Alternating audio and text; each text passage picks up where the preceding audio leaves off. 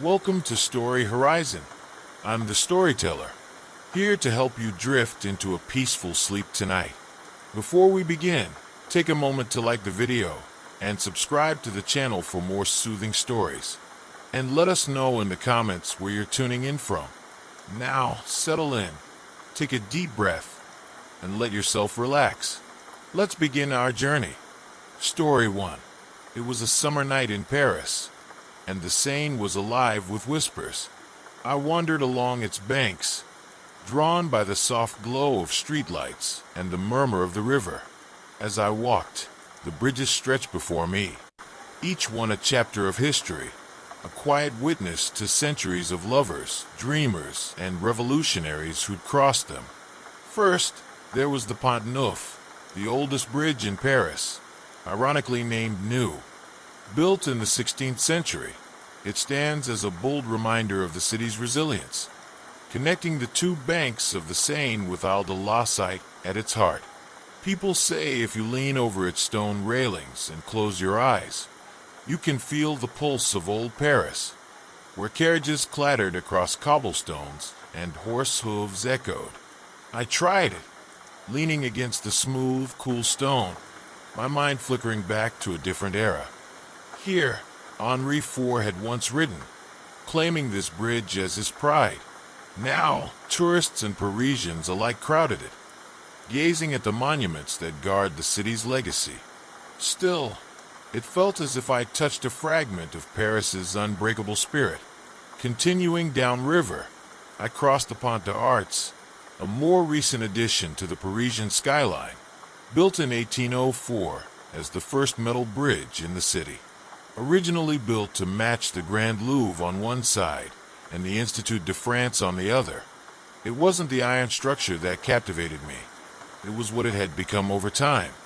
The bridge had transformed into a haven for lovers, who attached padlocks with their initials onto its railings, casting the keys into the Seine as tokens of their unbreakable bonds.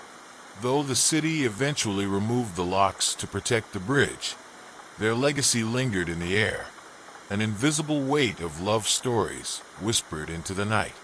Then came the Pont Alexander III, a masterpiece of extravagance.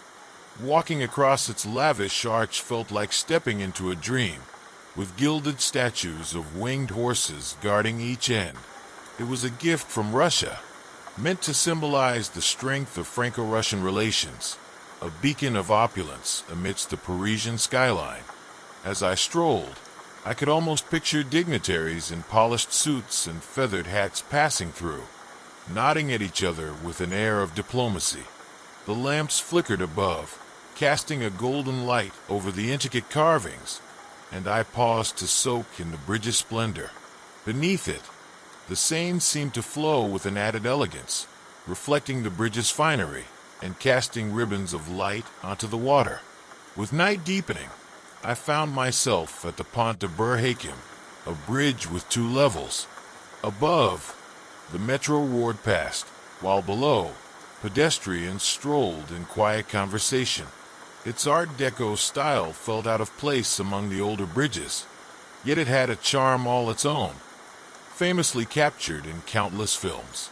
I'd heard stories of artists and filmmakers coming to this bridge, inspired by the way it frames the Eiffel Tower so perfectly. I stood there for a while, letting the rhythmic clatter of the metro overhead become a sort of heartbeat, a reminder of the modern life coursing through this ancient city. Finally, my path led me to the Pont Mirabeau. The bridge has a solemn beauty, made famous by the poet Guillaume Apollinaire, who wrote of lost love and the passage of time as he looked out over the river from this very spot. His words ran through my mind as I stood on the bridge, the water flowing endlessly beneath, carrying dreams and regrets alike toward the sea. It felt fitting to end here, on a bridge that spoke to the poet's heart, a reminder that Paris is not just a city of beauty, but also a city of memories, where every bridge tells its own story of passion, hope, and loss. As I left the riverbanks that night, I realized each bridge had become a part of my own story, a personal pilgrimage that connected me to generations past. The city had cast its spell over me, weaving the tales of its bridges into my memory, leaving me with the knowledge that Paris was more than just a place. It was a timeless conversation between the living and the echoes of those who had come before. And in that brief journey across the bridges of Paris, I felt I had walked through the soul of the city itself. Story 2. It was tucked away, hidden behind a crumbling stone wall, nearly swallowed up by a thick maze of ivy and tangled branches. I wouldn't have found it if I hadn't followed that faint scent of rosemary and thyme, which drifted like a whisper through the late afternoon air. It led me to a narrow, half-buried iron gate, the kind that squeals when you open it, as if it's resisting. Beyond, there was a winding path overgrown with weeds and wildflowers, curling its way to an old greenhouse, a secret one. The glass panes, fogged with age and patched in places with odd bits of wood and metal, barely let in the sunlight, casting a dim, greenish hue over everything inside. Yet, stepping in, I felt I'd stumbled into another world. Humidity hung thick in the air, heavy with the fragrance of unfamiliar blooms. Leaves brushed against my shoulders as I squeezed past clusters of plants that grew wild and free, overtaking every inch of space. Some were familiar, lavender, basil, sage, while others had strange, twisting vines and oversized, waxy leaves that looked like they belonged in a jungle rather than in an English greenhouse.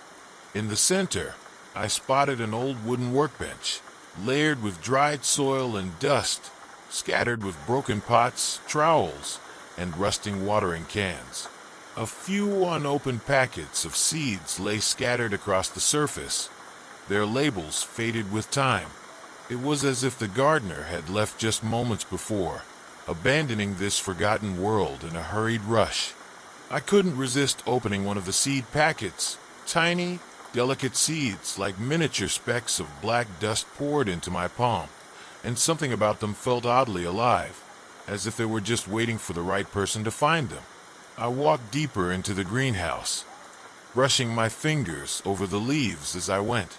Each plant seemed to vibrate with its own energy, its own story. Some had thick stems that twisted and coiled like little green serpents. Others had flowers so brightly colored they seemed to glow in the soft light. But one plant caught my eye more than any other. Tucked away in the corner was a pot holding a small, fragile-looking vine with delicate white blooms that seemed to pulse faintly, like tiny stars. I reached out to touch it, feeling the cool silkiness of its petals. It was beautiful, yet unfamiliar, a plant I'd never seen before, and one that didn't appear in any of the gardening books I'd read. I knelt beside it, intrigued. There was a small, handwritten label stuck into the soil that simply read, "Moonflower." I'd heard of moonflowers before, but never like this. I knew they bloomed at night, their petals unfurling in the moonlight. But this one seemed almost enchanted, as if it was waiting for something, or someone. I decided, right then and there, that I would come back that night to see it in bloom. Under the cover of darkness, the greenhouse looked even more mysterious. The glass panels, darkened and cracked, reflected the faint starlight as I crept inside. To my surprise, the moonflower was already beginning to stir. Its delicate buds slowly unfurled, opening petal by petal until the blooms faced upward, catching the faint beams of moonlight that streamed through the gaps in the greenhouse roof. They shimmered with a soft, silvery glow, illuminating the entire space in a gentle, ethereal light. And then, as if answering a call, all the other plants seemed to respond. Leaves rustled softly, flowers bobbed in the stillness, and the scent of jasmine and honey filled the air. I felt a rush of something unnameable, like I was standing at the heart of a secret that had been waiting to reveal itself for years. The greenhouse was alive, a quiet sanctuary untouched by the world outside, where plants grew as they pleased and nature thrived in wild abandon. I spent hours there, letting the magic of the place sink in.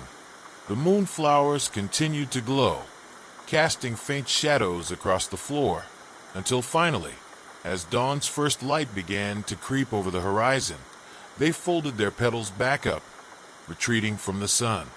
With the first morning light streaming through the glass, the spell of the night faded. I left the greenhouse, glancing back once more to see it nestled in its overgrown cocoon, an ordinary structure once again. I returned to the greenhouse several times after that night, drawn back by some invisible thread, always hoping to catch that glimpse of magic once more. But I never did.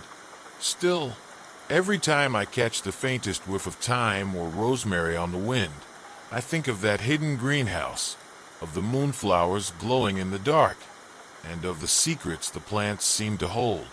It remains my own little mystery, a place of quiet, leafy magic that, for one night, let me in on its secret. Story 3. It was nearly midnight when I found myself standing on the empty platform, waiting for a train that shouldn't have been running. The station was one of those forgotten stops, small, tucked away at the end of an old railway line, with only a faded schedule tacked to the wall and a single flickering light casting shadows across the concrete. The air was thick with the smell of rain-soaked wood and metal, and somewhere in the distance, I could hear the faint hum of an engine approaching. I hadn't planned to be there. I'd missed my last train back to the city after a long day visiting friends in the countryside, and the station master had told me that nothing else would come until dawn. But as I turned to leave, I heard it, a train whistle, faint at first, growing louder. A chill ran down my spine, not from fear, but from the oddity of it. A train at midnight, on a line that was supposed to be empty. As it pulled into the station, I saw it was an old steam train, one of those classic locomotives you'd see in black and white films, with heavy iron wheels and a gleaming steel body that reflected the moonlight. The train was pristine, polished to a shine, as if it had just left the workshop, though I could tell from its design it hadn't been in service for decades. The door slid open with a soft hiss, revealing a dimly lit carriage inside. Curiosity got the better of me, and before I could think twice, I stepped aboard. The interior was like stepping back in time. Velvet seats, dark wood paneling, brass fixtures. Every detail was a piece of history frozen in place. A faint smell of pipe tobacco and leather filled the air, mingling with something sweet, like cinnamon. There were no other passengers, only rows and rows of empty seats, and a soft, humming warmth that seemed to come from nowhere in particular. As the doors closed behind me, the train jolted forward, slipping out of the station and into the night. Outside, the countryside rolled past, bathed in moonlight, but it all looked different somehow, quieter, more still, as if the world beyond the train had fallen asleep. I settled into a seat by the window, watching the landscape blur, wondering where this strange midnight journey would take me. After a while, a steward appeared, a tall, thin man in a crisp uniform, carrying a silver tray. Without a word, he offered me a cup of tea and a small plate of biscuits. I took them, muttering a thank you, but he merely nodded, his expression polite and distant. I tried to ask where the train was headed, but he turned and walked away before I could get a response. Sipping the tea, I realized it was unlike any tea I'd tasted before, rich, almost earthy, with a flavor that lingered on my tongue long after each sip. I leaned back, letting the warmth spread through me, feeling an odd sense of calm settle over my mind. The rhythm of the train, the gentle clatter of wheels against tracks, became hypnotic, lulling me into a kind of dreamlike state. Some time passed, I couldn't tell how long, and then the train began to slow. I looked out the window, expecting to see a station or a town, but there was nothing, just a field stretching out under the stars. The train stopped, the doors opened, and silence filled the carriage. I waited, wondering if someone would board, but no one came. After a few minutes, the doors closed, and we moved on, gliding back into the night. This happened again and again, stopping at empty fields, quiet valleys, and deserted stretches of countryside. Each time, the train waited as if expecting someone to appear, and each time, no one came. I was alone with the silence, the soft glow of the carriage lights, and the endless roll of the tracks beneath us. Finally, as the first hints of dawn touched the sky, the train slowed for the last time. We arrived at a small station I didn't recognize, a quaint, almost forgotten place, with ivy creeping up the walls and morning mist hanging low over the ground. The doors opened, and this time, the steward returned, giving me a small nod, as if this were my stop. I gathered my things, stepping onto the platform as the train hissed behind me, ready to depart once more. As I turned to watch, the train pulled away slowly, its silhouette fading into the mist. And then, just like that, it was gone, leaving nothing but a faint smell of steam and an empty track stretching out toward the horizon. Later, when I asked around, people told me that no such train ran on that line. Certainly not at midnight, and certainly not a steam engine. But to this day, I remember the warmth of that carriage, the strange, comforting tea, and the fields of silent starlight we passed. It was as if, for one night, I caught a glimpse of something timeless, a journey that went nowhere and everywhere, carrying its passengers through a world just outside of time. Story 4. It was late afternoon, the sky tinged with that golden hue that makes everything look a bit magical. When I stumbled upon it, the bicycle station. I'd been cycling through a part of the countryside I didn't know well, drawn by the quiet roads and sprawling fields, and somehow, without intending to, I'd wandered off the main path. Just as I was starting to feel the first twinges of worry about getting back before dark, I saw it.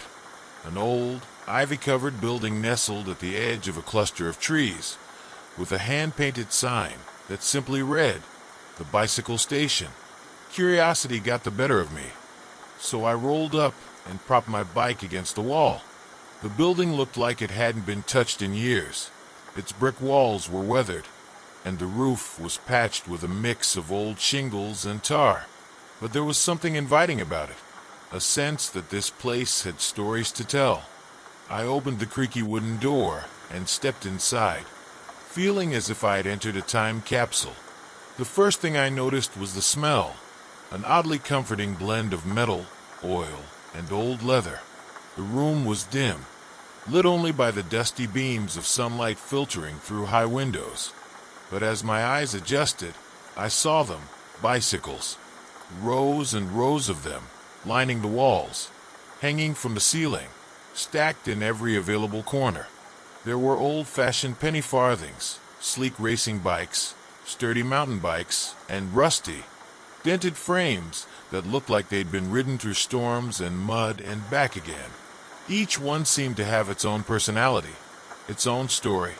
At the back of the room was a workbench cluttered with tools and parts, wrenches, screwdrivers, sprockets, and spokes, all arranged in a sort of organized chaos. And just as I was about to reach out and touch one of the bikes, a voice interrupted. "Beautiful, aren't they?" I turned, startled, to see an older man standing in the doorway, wiping his hands on a grease-stained rag. His face was lined and tanned from years spent outdoors, his eyes sharp and bright. He had the kind of calm, steady presence that made you feel instantly at ease. "They don't make them like this anymore," he said, nodding toward a sleek, chrome road bike that looked straight out of the 1950s. "This one here, a French racing bike from 1952, won a local championship, then got tucked away in a shed for 50 years.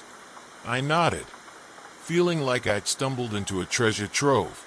The man, whose name I later learned was Arthur, began to walk me through his collection, pointing out each bike's unique features and quirks.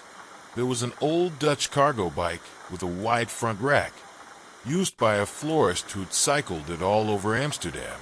A battered BMX from the 80s with neon stickers peeling off the frame. A child's bike painted in faded red, its training wheels slightly crooked. People bring them here when they're done with them, Arthur explained, running his fingers over the handlebars of a well-worn cruiser. Some just need repairs, but others, well, they've seen a lot of miles. Stories in every scratch and dent. I was entranced, listening to him recount tales of where each bike had been, the journeys they'd taken, the people they'd carried.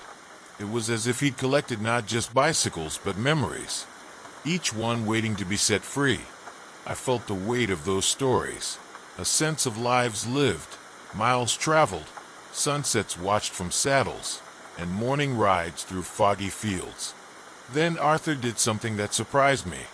He took down a beautiful, vintage road bike from the wall, a light blue one with chrome accents and a leather saddle that looked lovingly worn.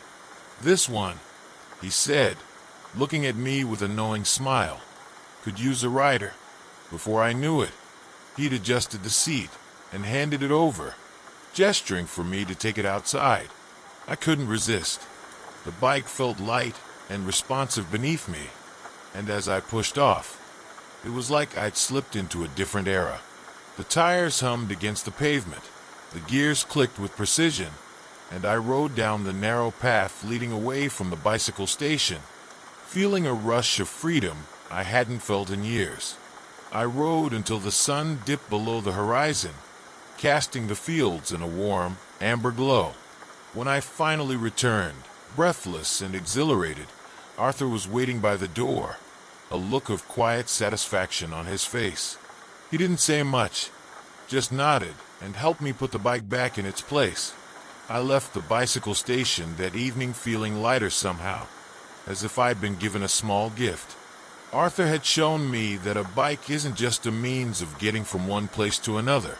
It's a companion, a memory, a piece of history waiting for its next journey. And as I pedaled home on my own bike, I couldn't shake the feeling that I'd crossed paths with something rare, a hidden gem that only reveals itself to those willing to stray from the main road. Now, whenever I ride, I think of the bicycle station, tucked away in that quiet corner of the countryside, where bicycles and stories wait patiently for someone to come along, ready to ride once more. Story 5. The first time I saw the lavender fields, it felt like stepping into a dream. I'd been wandering through Provence, following winding roads that seemed to unravel through sleepy villages and open countryside.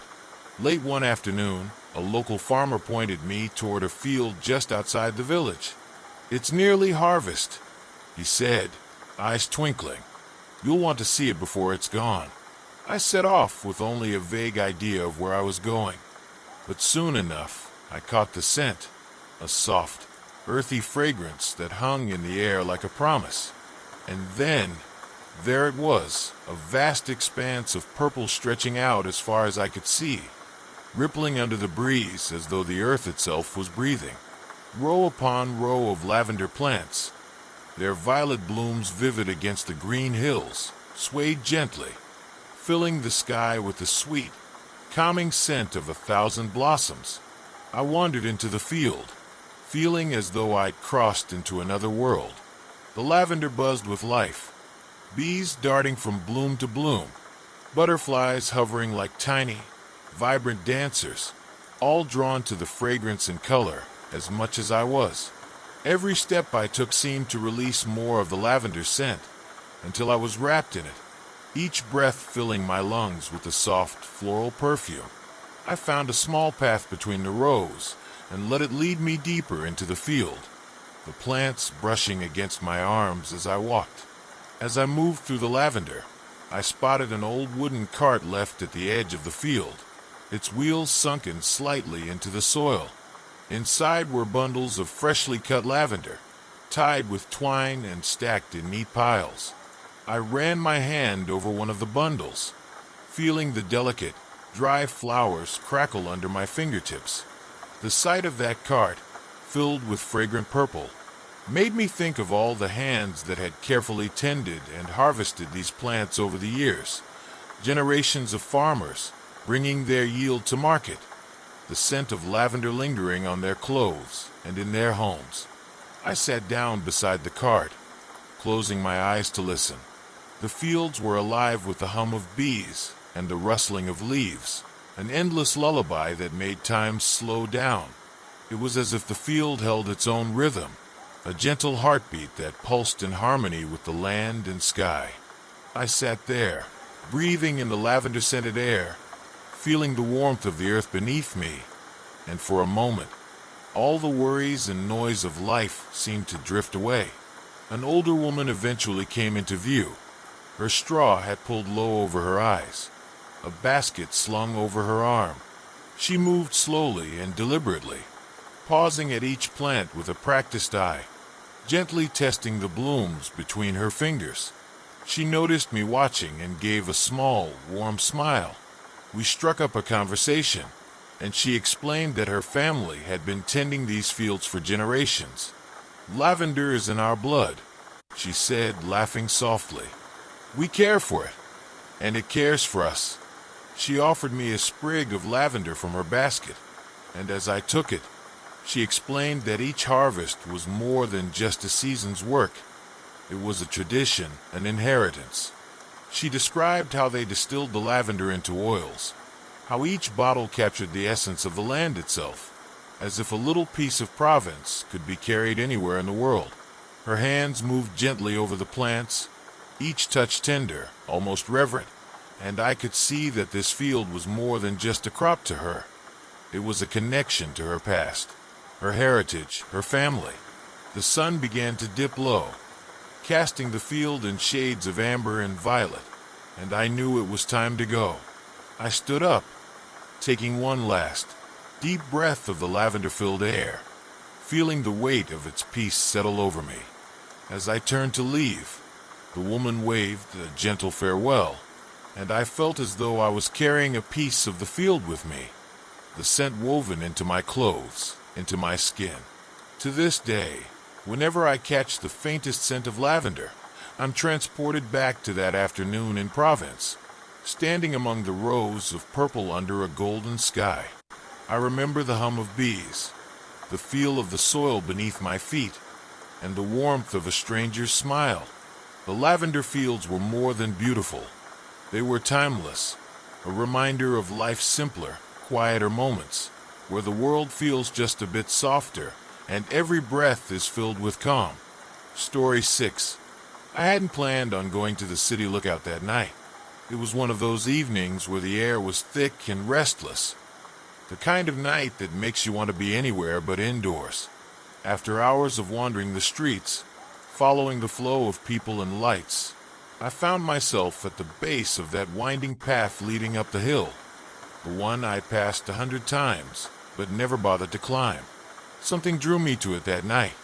Maybe it was the feeling of wanting to escape the noise of the city, or the curiosity about what the skyline looked like from up there. I started up the path, winding through switchbacks lined with iron railings and patches of scrappy grass poking through the pavement. With every step, the city seemed to fade into a soft murmur, and the air cooled, the scent of pine and damp earth replacing the scent of exhaust and hot concrete. Halfway up, I paused to catch my breath and looked out over the city. The buildings spread out below, a grid of lights stretching in every direction, with each light like a tiny star. It felt as if I'd stepped into a different world, a quiet, secret place overlooking the life I'd just come from. For the first time, I could see the city as a whole, like an intricate map, with each neighborhood glowing in its own pocket of light. When I finally reached the top, I was alone. The lookout was a small clearing, bordered by an old stone wall, just high enough to lean against. I stood there, catching my breath and taking in the view. The city stretched out like a living tapestry, each light marking a story, a life. a heartbeat of the place I called home. In the quiet, I began to notice little details that I'd never paid attention to from the streets below. There was the river, winding its way through the city like a ribbon of dark silver under the moonlight.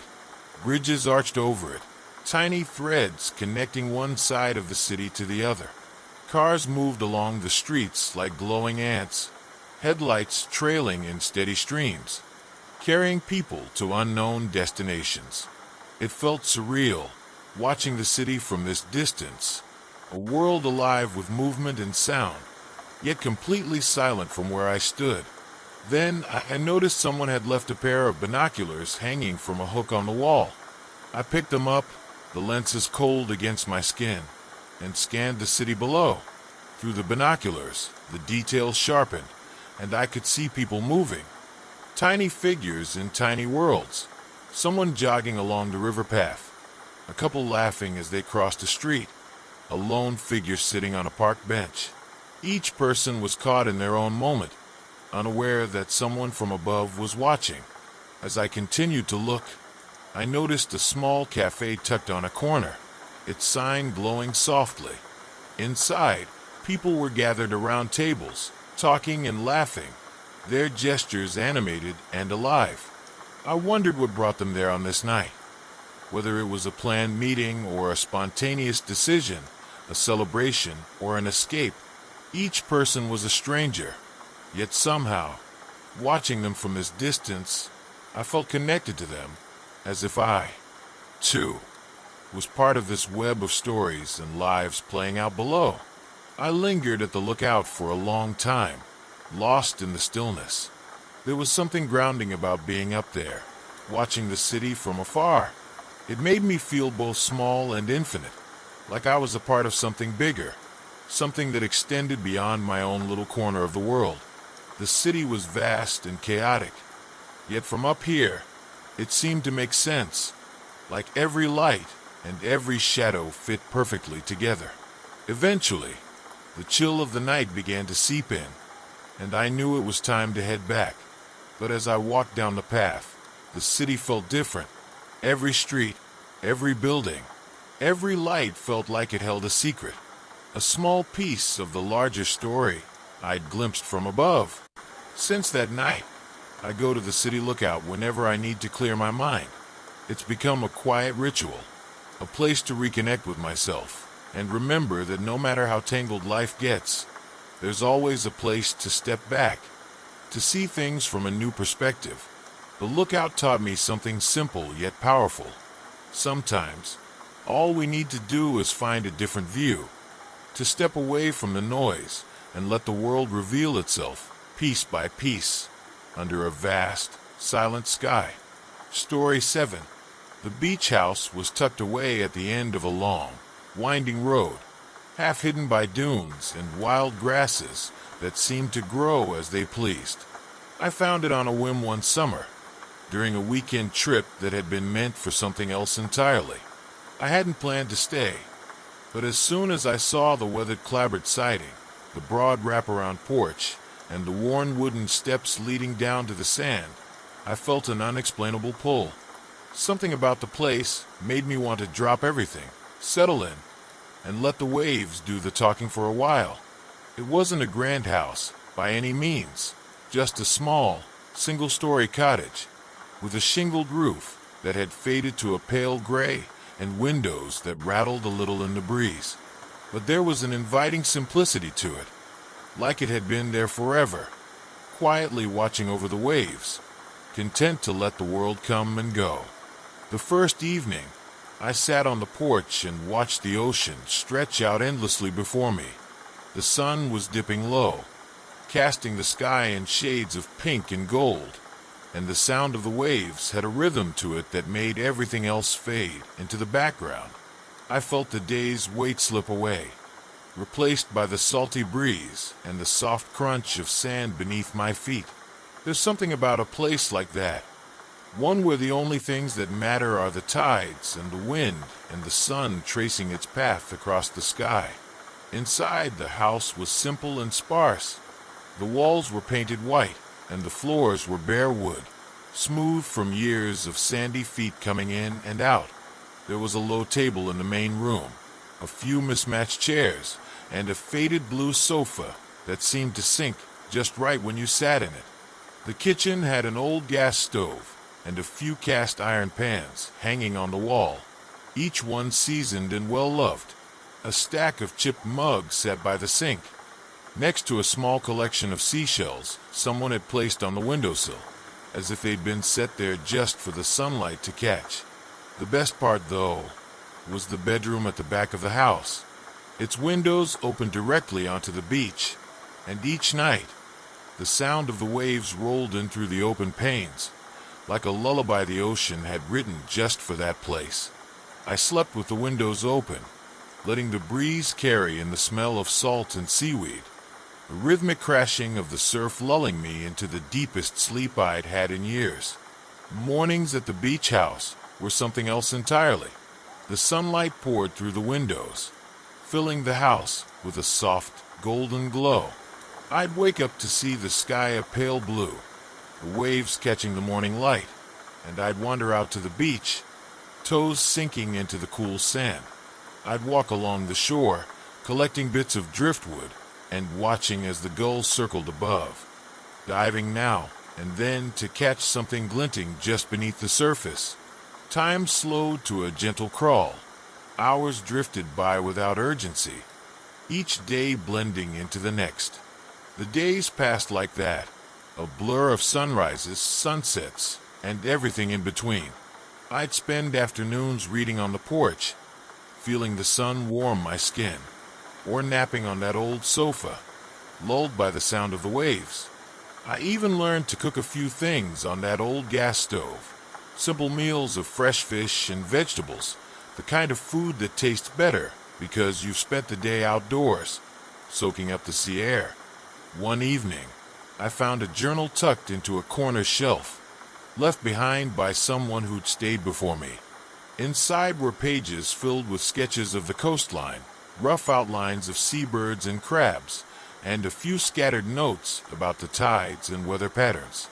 It was like a secret diary of the house itself, capturing the same timeless rhythm I'd felt since I arrived. I added a few notes of my own, small things, like how the sunset looked at night, or the feeling of the cool sand between my toes. It felt right, like I was adding a small part of myself to the story of the place. When it was finally time to leave, I felt a pang of sadness, as if I were saying goodbye to an old friend. The house seemed to watch me as I packed up, as if it knew I'd be back. And maybe I will, because once you've stayed at a place like that, felt its quiet presence, and listened to the secrets it whispers to the waves, a part of you stays there too, woven into the wind and the sand and the ever-patient rhythm of the tides. Now, every time I catch the faintest whiff of salt in the air or hear the distant sound of waves, I'm taken back to that porch, to those endless, lazy days at the beach house, where life seemed simpler, where the only clocks were the sun and the sea, and where the ocean itself felt like home. I hadn't planned on going to the beach house that summer. It was tucked away at the end of a long, winding road, hidden by dunes and patches of tall, wild grasses that swayed with the wind. I'd taken a detour on a whim, originally planning to pass through the area for just a day or two. But when I spotted the little weathered cottage from the road, something about it drew me in. There it stood, half hidden by sand and brush, with a wide, worn porch facing the ocean and wooden steps leading straight down to the beach. It wasn't anything fancy, just a single-story clapboard house, the kind you'd drive past if you weren't paying attention. The shingles were faded to a soft gray, and the paint had peeled in places, revealing layers of blue and white beneath. But there was an inviting simplicity to it, a feeling that this place had been around long enough to know the secrets of the sea, that it had withstood storms, waves, and salt spray, watching the ocean for years, content to let life happen around it. That first evening, I sat out on the porch, breathing in the scent of salt and damp earth, the waves rolling in like a gentle pulse. The sky had turned a deep pink, splashed with gold and purple, as the sun dipped lower over the horizon. The beach stretched out for miles, untouched and quiet, as if waiting for night to fall. I found myself slipping into a kind of calm I hadn't felt in a long time, as if this place had a rhythm of its own, one that matched the steady pull of the tides and the murmur of the waves. Inside, the house was simple, unadorned but full of character. The walls were painted a soft white, worn smooth from years of sunlight and ocean air. The floors were bare wood, scuffed and scratched in places, the kind of floor you don't mind walking on barefoot. There was a low table in the main room, a few mismatched chairs, and a faded blue sofa that sagged just enough to be inviting. The kitchen was small but cozy, with an old gas stove and a row of cast iron pans hanging on the wall.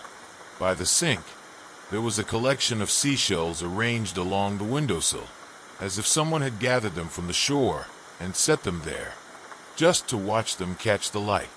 But the best part of the house was the bedroom at the back, where the windows opened straight onto the beach. Each night, I left the windows open, letting the sound of the waves roll in as I lay in bed. The sea breeze filled the room, carrying with it the scent of salt and seaweed, and the rhythmic crashing of the surf felt like a lullaby, as if the ocean itself was singing me to sleep. Mornings at the beach house were something to behold. The sunlight poured through the windows, filling every corner of the house with a warm, golden glow. I'd wake up early, drawn outside by the soft call of the waves, and step out onto the sand before the day had fully woken. The beach would be empty, the sand cool beneath my feet as I wandered along the shore, watching the tide roll in. Gulls circled above, their calls echoing over the water, and I'd gather bits of driftwood and shells that washed up, little gifts from the sea. Every day felt timeless there, each one blending into the next, a gentle blur of sunrises, lazy afternoons, and sunsets that painted the sky in colors I hadn't seen anywhere else. In the afternoons, I'd sit out on the porch with a book, though I rarely turned a page. Instead, I'd listen to the waves and watch the light shift as the day wore on. Sometimes I'd walk along the shore, letting the cool water lap at my feet, feeling the pull of the tide as the waves reached out and then drew back again, like a heartbeat. One evening, as the sky was starting to darken, I noticed an old leather-bound journal on a shelf in the corner of the living room. The pages were yellowed, some smudged with ink, others filled with delicate sketches of shells, seabirds, and waves crashing against the shore. It seemed to have been left behind by someone who had stayed there before me, someone who'd loved the beach house enough to leave a part of themselves behind. I read through their notes, finding small details about the tides, the weather, and the little things they'd noticed, the way the light fell on the sand at sunrise, or how the gulls gathered in a particular spot at low tide. It felt like finding a hidden treasure, a piece of someone else's story intertwined with my own. I couldn't resist adding a few notes of my own. I wrote about the way the beach looked that day, about a group of sandpipers darting along the shore, their tiny feet moving so quickly they looked like they were floating. I jotted down a description of a sunset I'd watched, how the sky had blazed with fiery oranges and reds before fading into a quiet blue. It felt like I was becoming part of the house's story, leaving my own mark in its pages, a small piece of myself in that journal. The days passed like that, each one bringing a new kind of peace, a deeper sense of stillness. I cooked simple meals on the old stove, finding that everything tasted better after a day in the sun and sea air. In the evenings, I'd sit on the porch and watch as the sky filled with stars, listening to the quiet hush of the waves. There were no streetlights, no city sounds, just the endless rhythm of the ocean. When it was finally time to leave, I felt a deep pang of sadness. The house had come to feel like a friend, a companion in those quiet, sunlit days. and saying goodbye felt strangely difficult. As I packed up, I took one last walk along the shore, letting my footprints blend with the countless others that had come and gone. I took a deep breath, letting the scent of salt and sand fill my lungs one last time, knowing that I'd carry a part of that place with me.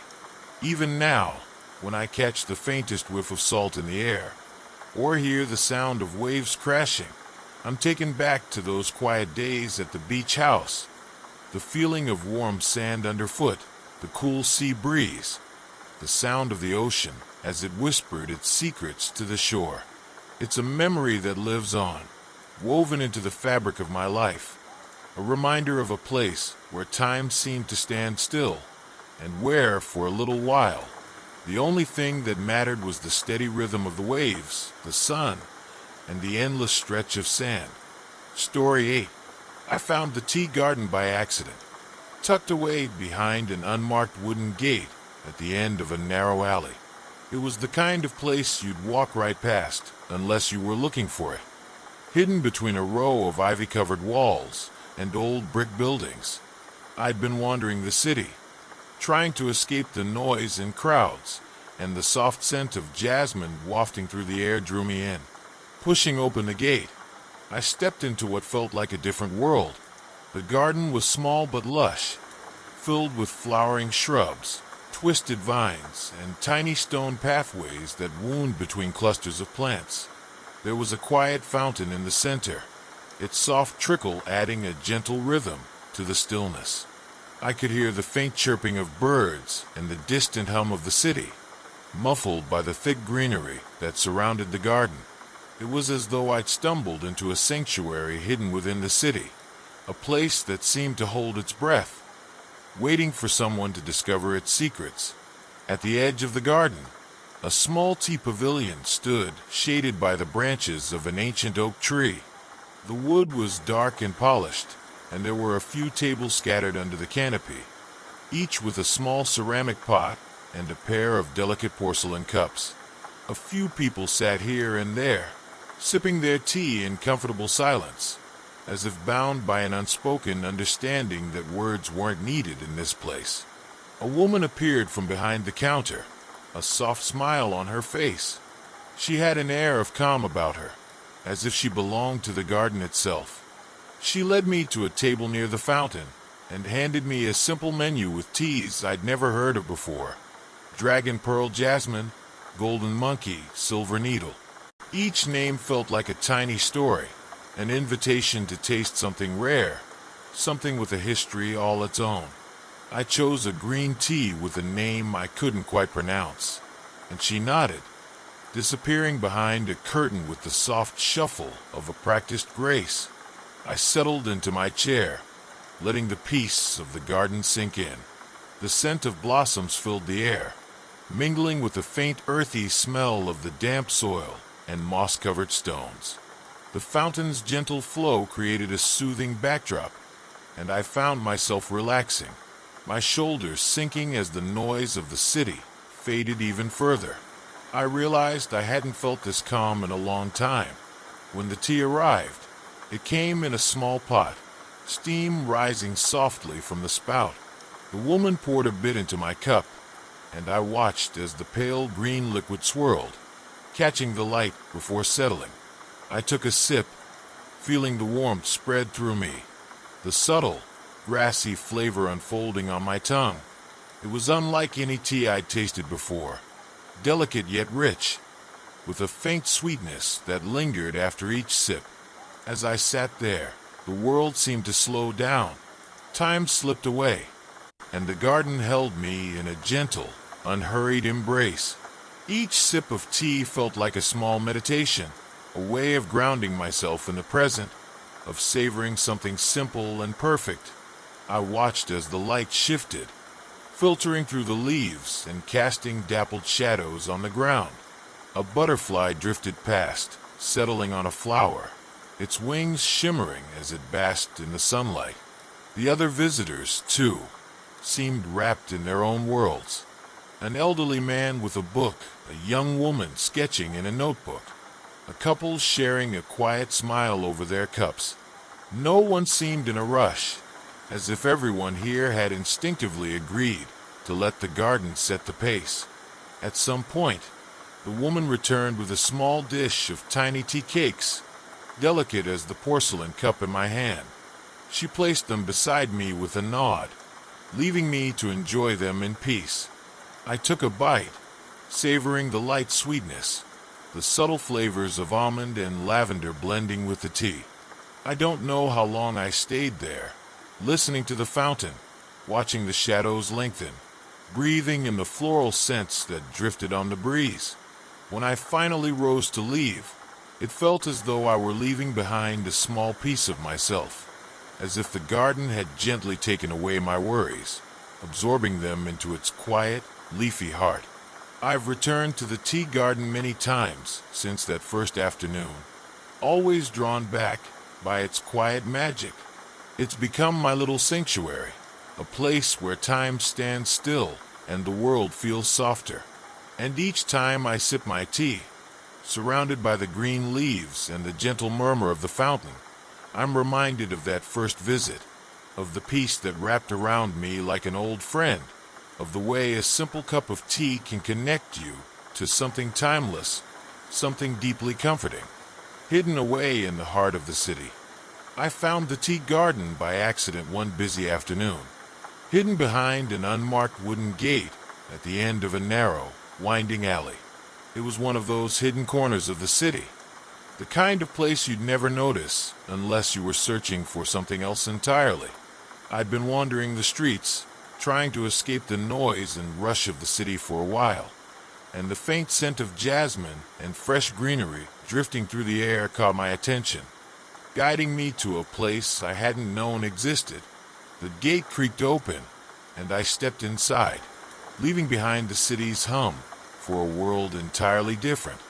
The garden was small, shaded by ancient trees and tangled vines that spilled over the stone walls, creating a green sanctuary.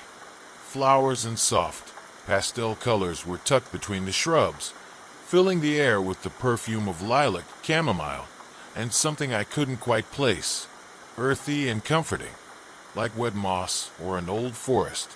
Stone paths wove around small clusters of flowers, plants, and delicate lanterns hung from the branches above, casting soft, dappled light that danced as the breeze stirred the leaves.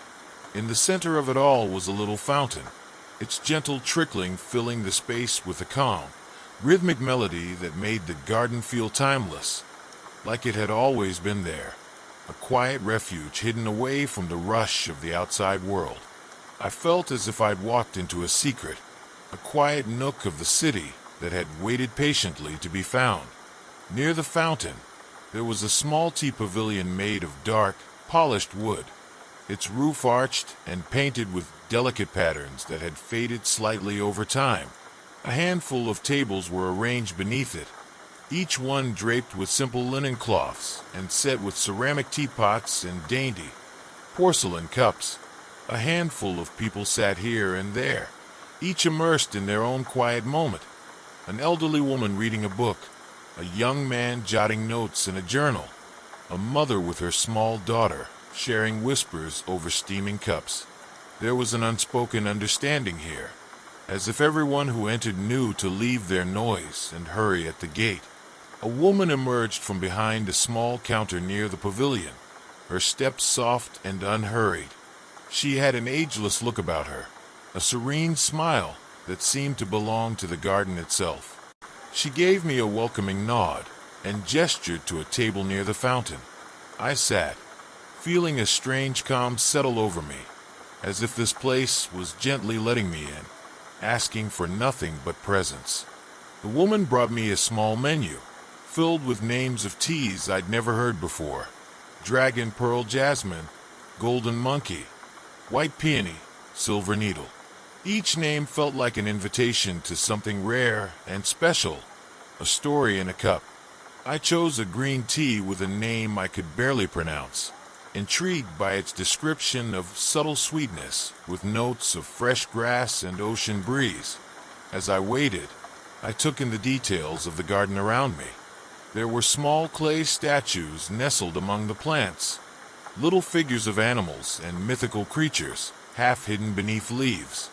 The ivy crept up the stone walls, and tiny wildflowers bloomed at the edges of the path, adding splashes of pink and yellow. Butterflies flitted among the blooms, their wings catching the sunlight, while birds chirped softly, blending with the trickling fountain. I felt like I'd stepped into a miniature Eden, a pocket of peace amid the city's constant motion. When the tea arrived, it came in a simple, elegant pot, steam rising gently from the spout. The woman poured the first cup for me, and I watched as the pale green liquid swirled, catching the light as it settled in the cup. She bowed her head slightly and slipped away, leaving me alone with my tea. I lifted the cup, inhaling the aroma, a soft, grassy scent mixed with something almost floral. Taking a sip, I let the warm liquid fill my mouth, its flavor delicate yet grounding, with just a hint of sweetness that lingered long after I swallowed. It was like tasting the essence of the garden itself, gentle yet complex, a reminder to slow down and savor. Sitting there, with the garden's peace enveloping me, I felt time melt away. Each sip of tea was a small ritual, a quiet meditation that connected me to the moment. I watched as sunlight filtered through the leaves, casting shifting patterns on the ground, and noticed how the light danced on the fountain's surface. I found myself breathing slower, my thoughts quieting, as if the garden's stillness was gently spreading through me. As I lingered over my tea, the woman returned with a small dish of tea cakes, delicate and artfully arranged, each topped with a tiny flower petal. She placed them beside me with a nod, and I took one, savoring the soft sweetness of almond and lavender, each bite a perfect complement to the tea. She didn't say a word, but her presence was like that of a friend who knows exactly when to step in and when to give you space. Around me, the other visitors seemed equally immersed in their own moments. A young woman sketched in her notebook, glancing now and then at the fountain as if drawing inspiration from its gentle flow. An elderly man sipped his tea with his eyes closed, as if tasting memories in each sip. There was a shared understanding among us, a sense that this place offered something we each needed but couldn't name. I stayed in the garden for what felt like hours, letting the sounds and scents sink into me. The light shifted as the afternoon waned, casting a golden glow across the leaves, and a soft breeze carried the scent of blossoms through the air. Eventually, the shadows grew long, and I knew it was time to leave. I took one last sip of my tea, feeling the warmth fill me, and stood, reluctantly letting go of the peaceful cocoon I'd found. As I walked out of the garden and closed the gate behind me, I felt as though I'd left a part of myself there, woven into the whispers of the leaves and the gentle trickle of the fountain.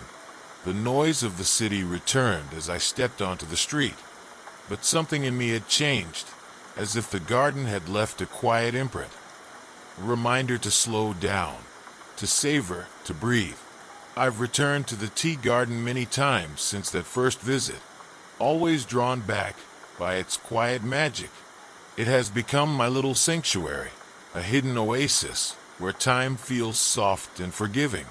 Each time I sit in that familiar chair, cradling a cup of tea, I feel a sense of calm settle over me, as though I'm welcomed back by old friends. The flowers, the fountain, the gentle presence of the woman who seems to know everyone's story without a word. It's a place where life's pace slows, where the world feels softer and simpler, and where a single cup of tea holds the power to bring you back to yourself, one peaceful sip at a time. Story 9. It started as a whim, a spur-of-the-moment decision to leave the well-trodden paths behind and take to the river. I'd been traveling with a group of friends through the countryside, and when we came across a man renting rafts by the riverbank, an idea took hold. Instead of hiking to our next stop, why not drift down the river? letting the current decide our pace. It was one of those impulsive plans that everyone immediately agrees to, caught up in the romance of the unknown. We rented a wooden raft, rough and sturdy, lashed together with thick ropes and a few well-worn oars tossed on board. It was big enough for the five of us, with plenty of room to stretch out and watch the world go by. The river was calm, the water a soft, glassy green that reflected the sky. The old man who rented us the raft gave us a small map, though he didn't say much, just a nod and a cryptic smile that suggested he knew something about the journey that we didn't.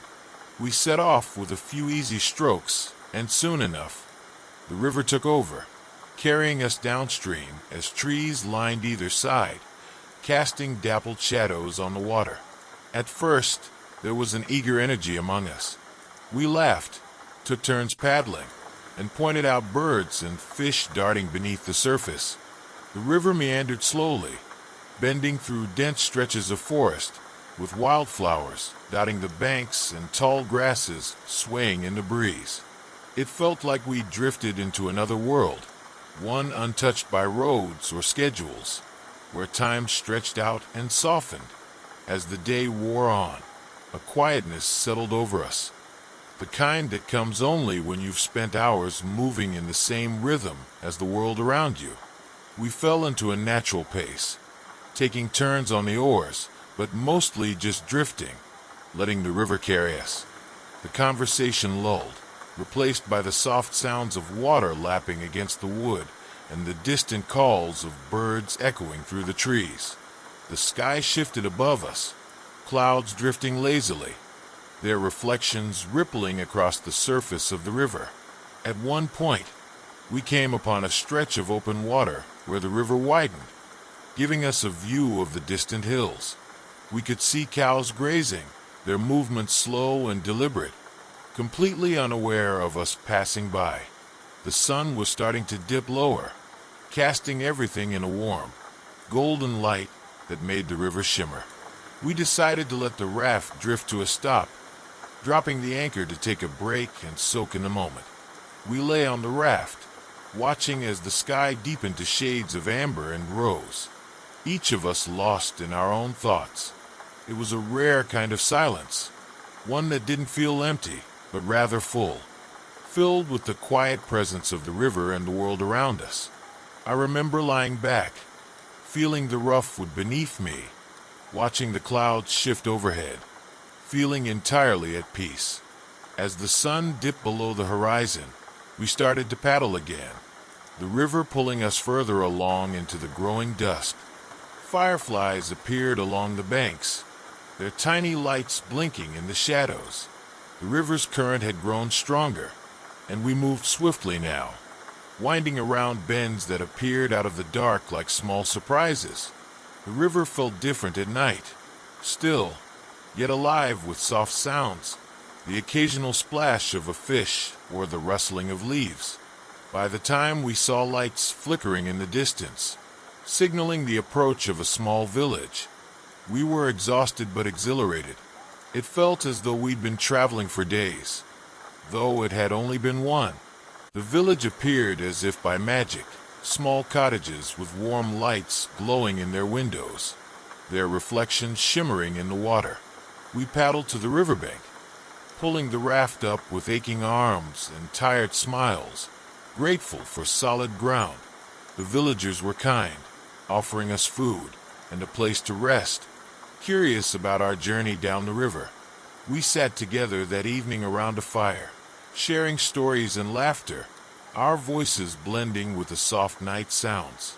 There was a feeling of satisfaction, a quiet thrill from having seen the world in such a different way, from the gentle pace of the water, far from the usual roads and trails.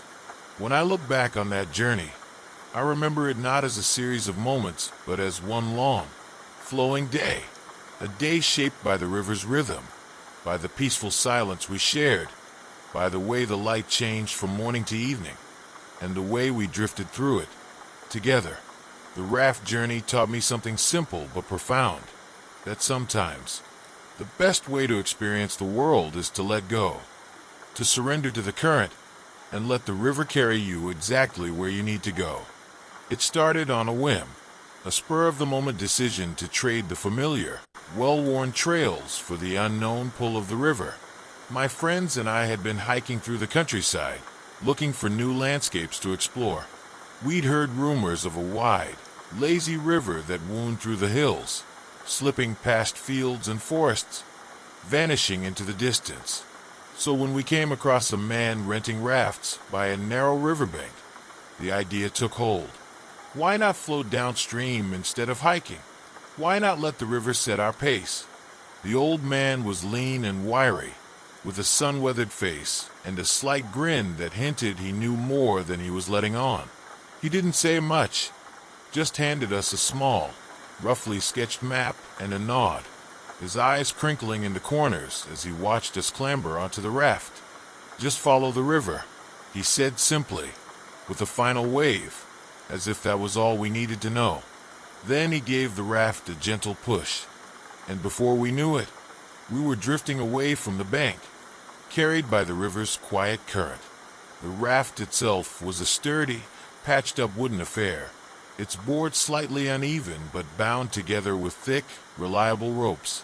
A few oars were strewn about on board, though we quickly realized they were more for show. The river had its own agenda, and we were just along for the ride. The current was gentle, pulling us into a rhythm that felt natural, unhurried. The water was a deep green, mirroring the sky, with patches of sunlight glimmering on the surface. At first, there was an excitement in the air, a sense of adventure as we took in our surroundings. The banks of the river were lined with tall grasses, dipping down in places where wildflowers bloomed in splashes of purple and yellow. Birds darted in and out of the trees, their songs mingling with the soft murmur of water against wood. The sky was clear and bright, stretching out in a brilliant blue arc above us, and we laughed and shouted, swapping stories as we let the river pull us deeper into the countryside. But as the hours passed, a quietness settled over us. Our voices grew softer, and the laughter faded into a comfortable silence.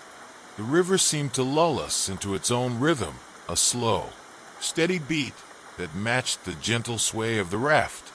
We drifted past dense thickets of trees, where shadows danced on the water, and open fields dotted with wildflowers that seemed to stretch on forever. Time became slippery, as though the river was blurring the hours, making the day stretch out into one long, endless moment. Occasionally, one of us would dip a hand into the cool water, feeling the gentle tug of the current. At one point, I lay back on the raft, staring up at the sky as it shifted from a bright blue to the softer hues of late afternoon. The sunlight filtered through the trees, casting dappled shadows over us, and I felt a rare sense of peace, as if I was exactly where I was meant to be, carried by the slow, unhurried pulse of the river. In the afternoon, we reached a part of the river where it widened into a calm, glassy expanse, offering us a view of rolling hills and grazing cows in the distance.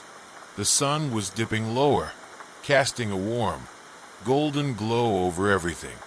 We decided to anchor the raft for a while, letting it drift to a gentle stop near the bank. There, we shared a simple picnic we'd brought along: bread, cheese, and fruit, eating quietly, watching the light play on the water. There was a shared feeling among us, a quiet awe as we watched the world from this new vantage point, as if the river had given us a gift we hadn't expected. As evening approached, we pushed off again, dipping our oars into the water, though the river hardly needed our help. It felt as though it was pulling us now, guiding us forward with a gentle insistence. The sky had softened to shades of pink and lavender, the kind of dusk that makes everything feel a bit more magical, and fireflies appeared along the banks, their tiny lights blinking in the shadows like scattered stars. The river's current grew stronger, and we moved faster, winding around bends that appeared suddenly, catching us by surprise. The river felt different in the dark, mysterious and alive, yet still calm, like it was guarding its secrets for those who were willing to travel at its pace. By the time we saw lights in the distance, signaling the approach of a small village, we were exhausted but exhilarated. It felt as though we'd been journeying for days, not hours. The village appeared as if by magic, a cluster of cottages with warm lights glowing in their windows, their reflections dancing on the water. We guided the raft to the bank, our arms aching as we pulled it onto shore, each of us filled with a quiet satisfaction. We'd completed a journey that felt both ancient and new, a journey shaped by the river's flow, by the sun's path across the sky, by the rhythm of nature itself. The villagers welcomed us, offering food and shelter. We sat around a fire that evening, sharing stories with them, feeling a kinship with people who lived beside the river, who understood its ways. There was a feeling of completion, a sense that we'd been part of something larger than ourselves, something beyond the ordinary rush of life. As I drifted to sleep that night, I thought about the day, about the river's gentle persistence, its quiet strength, and how it had carried us through a world we so rarely get to see. A world of stillness and patience, of soft light and flowing water. When I look back on that journey, I remember it not as a series of events, but as one long, flowing experience. A single day marked by the river's rhythm, by the shared silences and laughter, by the way the light changed from morning to night. The raft journey taught me something simple yet profound, that sometimes the best way to see the world is to let go, to surrender to the current, and let the river take you exactly where you need to go. And though I returned to my usual life after that day, a part of me stayed on that river, floating downstream, forever following the quiet pull of the unknown. Story 10. It was the kind of cottage you only read about, nestled deep in the countryside, framed by rolling hills and wild, overgrown meadows.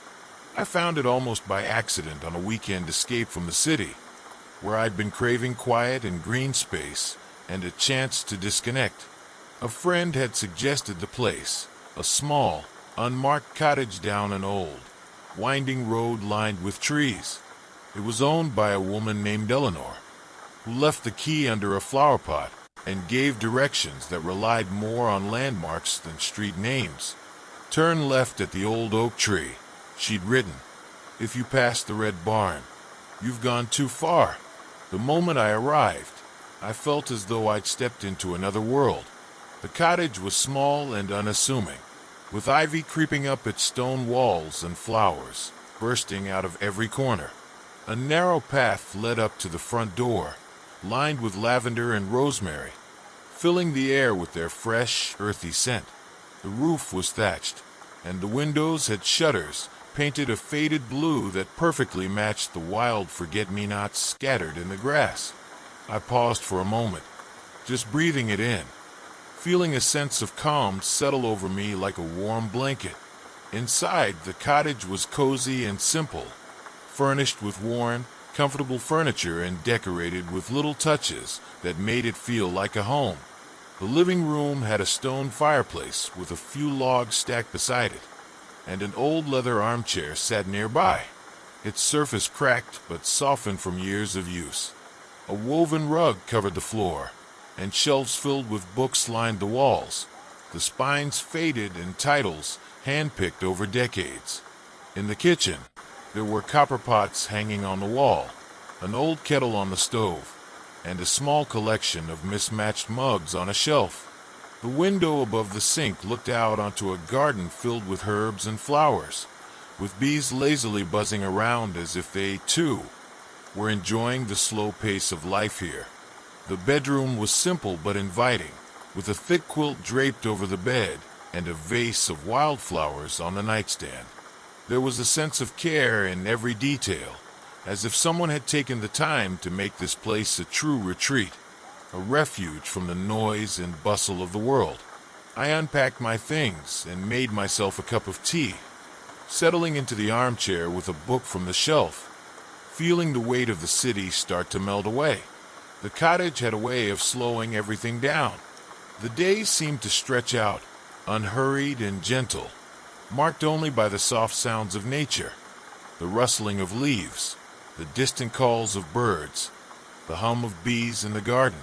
In the mornings, I'd wake to the sunlight filtering through the windows, casting a warm glow across the room.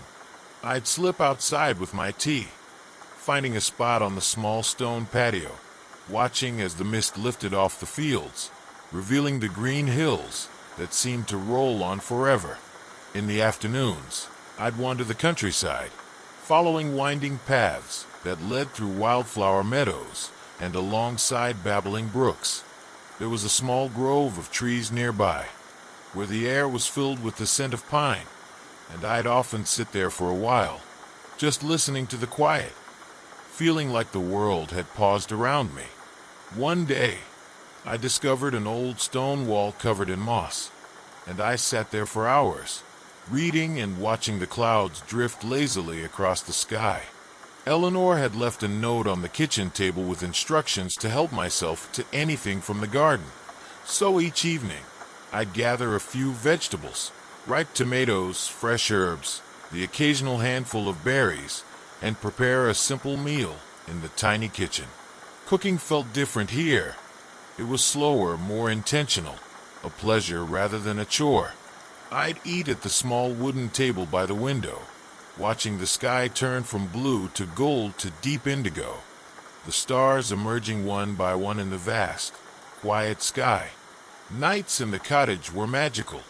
I'd light a few candles and let the soft glow fill the room as I curled up in the armchair with a blanket, listening to the gentle crackling of the fire. Outside, the only sounds were the occasional hoot of an owl or the rustling of leaves as a breeze passed through. It felt like the cottage was wrapped in its own little bubble of peace, and I found myself drifting to sleep earlier than I ever did in the city, lulled by the quiet, by the sense of being held in this timeless place. My last morning, I took one final walk through the garden, breathing in the scent of lavender and rosemary, feeling the damp earth under my feet. I could hear the faint trickle of a stream nearby, and birds sang from the trees, as if bidding me farewell. I packed up slowly, reluctant to leave, feeling as though I was leaving a part of myself behind.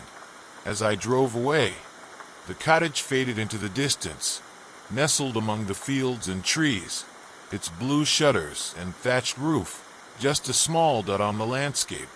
But it stayed with me, the memory of that little haven, the way it had softened the edges of the world, filling me with a deep calm that I carried back to the city. Even now, whenever I catch the scent of rosemary or hear the distant song of birds, I'm transported back to that countryside cottage, where life was simple, time moved slowly, and the world felt a little more gentle, a little more kind. It was the kind of cottage you only see in old paintings or hear about in stories, tucked deep into the countryside where roads narrowed to dirt paths, winding past fields and under canopies of ancient trees. I had been looking for an escape from the city, from the constant noise and the unending rush of people and lights, so when a friend recommended this little hideaway, I didn't hesitate. Eleanor, the owner, gave me directions that sounded more like a treasure map than a route. Follow the lane past the white farmhouse, turn left at the big oak tree, and if you pass the red barn, you've gone too far. She told me there'd be a key under the flower pot by the front door, and left it at that. So I packed up my things, left the city behind, and drove into the countryside, letting the landscape unfold into open meadows, rolling hills, and clusters of trees that stood as if they had guarded the land for centuries. When I finally arrived, the sight of the cottage took my breath away. It was small, with thick stone walls covered in ivy and moss, giving it a green, earthy charm that seemed to grow straight out of the surrounding landscape. A narrow, winding path led up to the front door, bordered with lavender, rosemary, and wildflowers spilling out in a burst of color and scent. The roof was thatched, weathered to a warm, golden brown, and the windows had shutters painted in a faded shade of blue, perfectly matching the clusters of forget-me-nots growing wild along the edges of the garden. I felt like I had stumbled into a fairy tale, into a world where time slowed down, where life had a softer, more forgiving rhythm. Stepping inside, I was met with a warmth that instantly put me at ease. The cottage was small and simple, yet every corner seemed to invite you to settle in, to breathe a little deeper, to stay a while. The living room had a stone fireplace with a few logs stacked beside it, ready for a cozy evening. A well-worn leather armchair sat nearby, the kind you could sink into for hours, its surface cracked but softened from years of use. A woven rug covered the floor, its faded colors telling stories of countless feet that had walked over it. Shelves lined one wall, filled with books that looked as though they had been carefully collected over generations. I ran my fingers over their spines, finding novels, poetry collections, cookbooks, and old maps tucked between them. The kitchen was small but charming, with copper pots hanging from hooks, an old kettle on the stove, and a collection of mismatched mugs on the open shelves. The window above the sink looked out onto a small garden, where herbs grew in organized rows, and bees drifted lazily from flower to flower, their soft buzz blending into the tranquility of the place. Eleanor had left a note on the wooden table by the door, welcoming me and inviting me to help myself to anything in the garden. She'd written in a neat, flowing script, "Enjoy the quiet and feel at home." The bedroom was just as welcoming, with a thick quilt draped over the bed, embroidered with small wildflowers and soft pastels. A small nightstand held a vase with fresh-picked blooms, filling the room with the faint scent of roses. Everything felt thoughtful, intentional, as though Eleanor had crafted this space as a retreat, a place where the outside world could fade away, and time could slow to a gentle crawl. That first evening, I settled into the leather armchair with a cup of tea and a book I had picked from the shelf, a collection of poetry that seemed to echo the beauty of the countryside around me. Outside, the sun dipped low, casting a warm glow across the hills and fields. I sat there, letting the fire crackle softly in the fireplace, the flickering light casting shadows across the room. I had arrived in search of rest, and here, in this little haven, it felt as though the quiet of the countryside was wrapping around me, inviting me to simply be. The days at the cottage took on a rhythm of their own. Each morning, I woke to the gentle light streaming in through the windows, casting a golden glow across the room. I'd brew a pot of tea and take it outside, sitting on the small stone patio while the mist lifted off the fields. The hills slowly emerged, bathed in the morning light, and the world seemed to come to life in soft whispers, the call of birds, the rustling of leaves, the gentle hum of bees. I felt as though I was witnessing a secret ritual, the countryside waking up, welcoming another day. Afternoons were spent exploring. I wandered down narrow paths that twisted through wildflower meadows, the flowers nodding in the breeze, splashes of color against the green backdrop. Sometimes, I'd find a shaded grove of trees, where the air was cool and filled with the earthy scent of pine.